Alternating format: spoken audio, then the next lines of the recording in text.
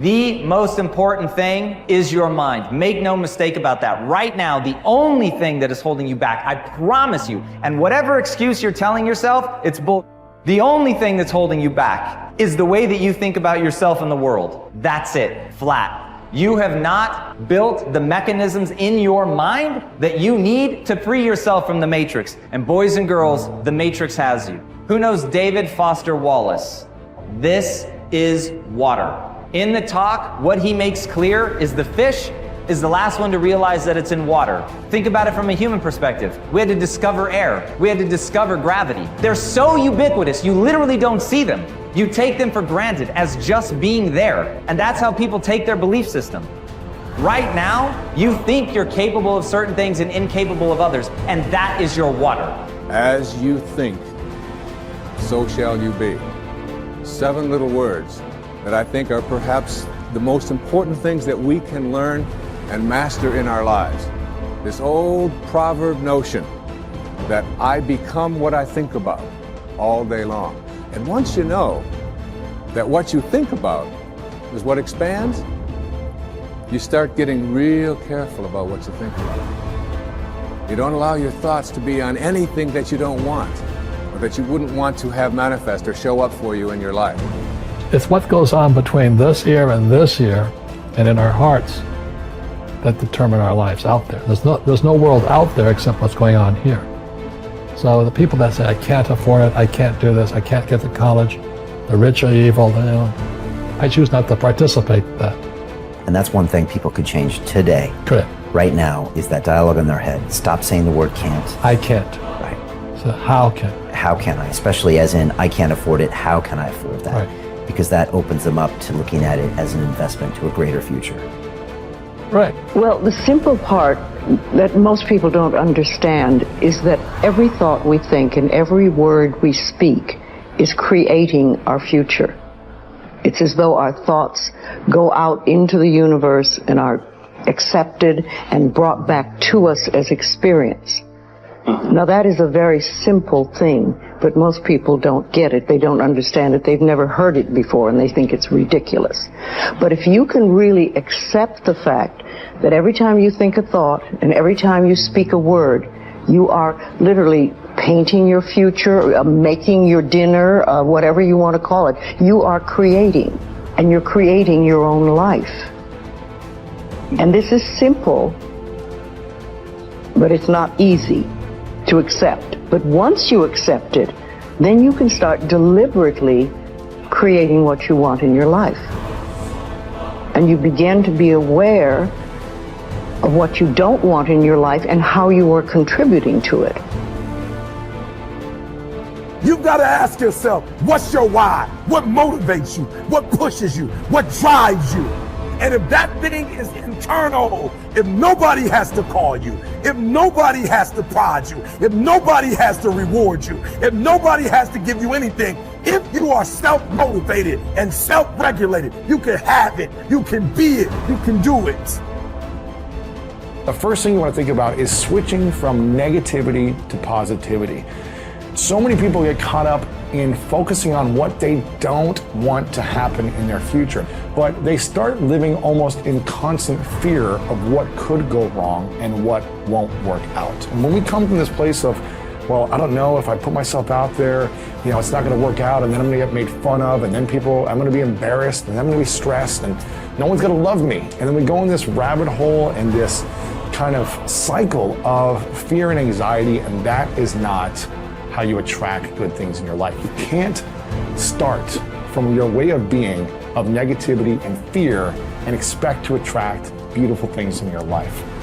So we need to eliminate the negative self-talk, and an environment that's easy to get stuck in sometimes can be the negative self-talk. And there's so much negativity in the world, and if you don't actively work to shift your focus, to shift your thoughts in your mind, that negativity will consume you.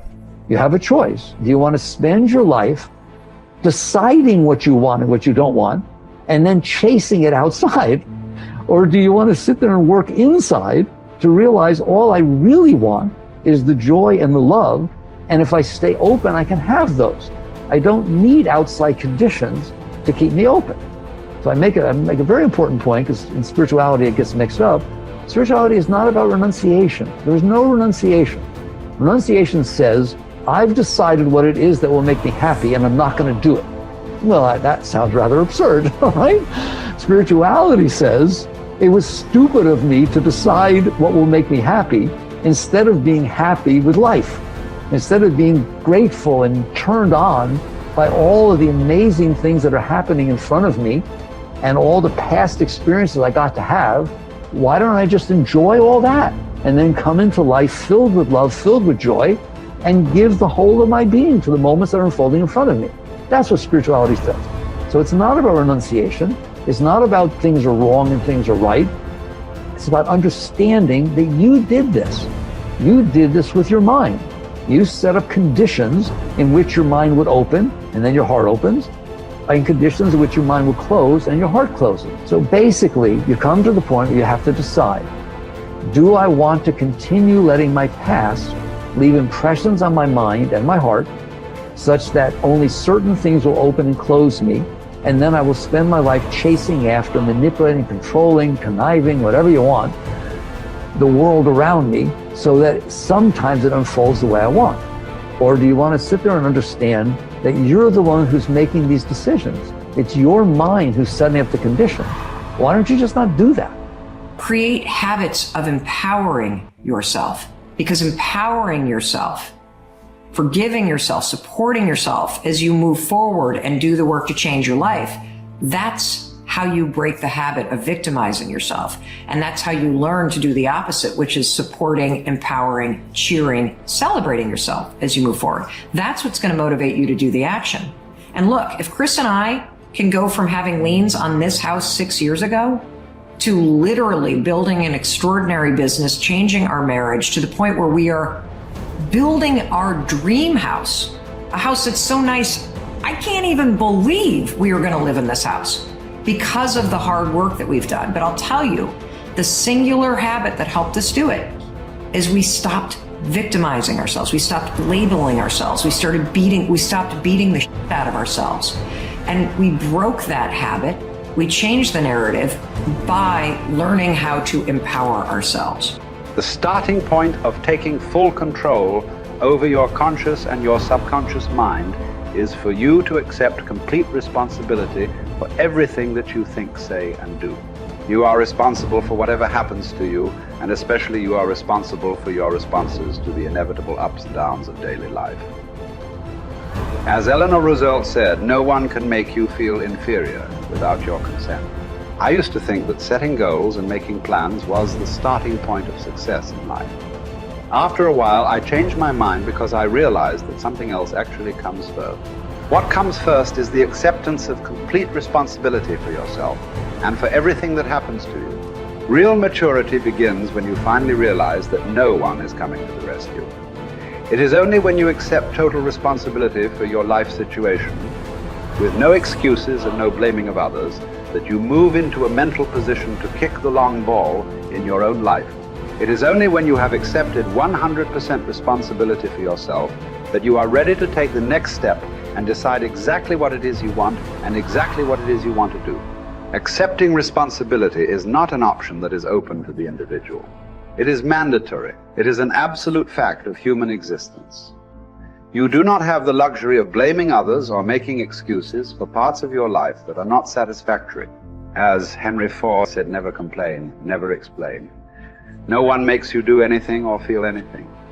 You are where you are and what you are because you have decided to be there. Everything that you are or ever will be is entirely up to you. If there is any effect in your life that you're not happy about, it is solely up to you to change the causes. You are completely responsible.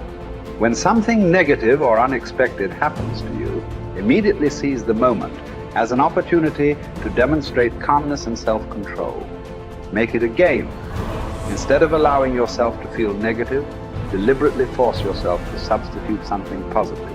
Here is an affirmation that has been very helpful to me. I repeat it over and over until it becomes automatic.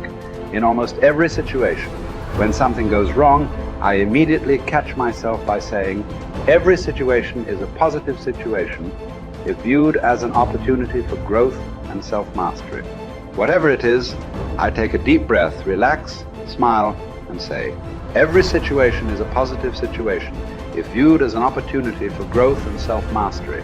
I then look within the situation for something that I can learn that will help me to grow and develop greater self-mastery.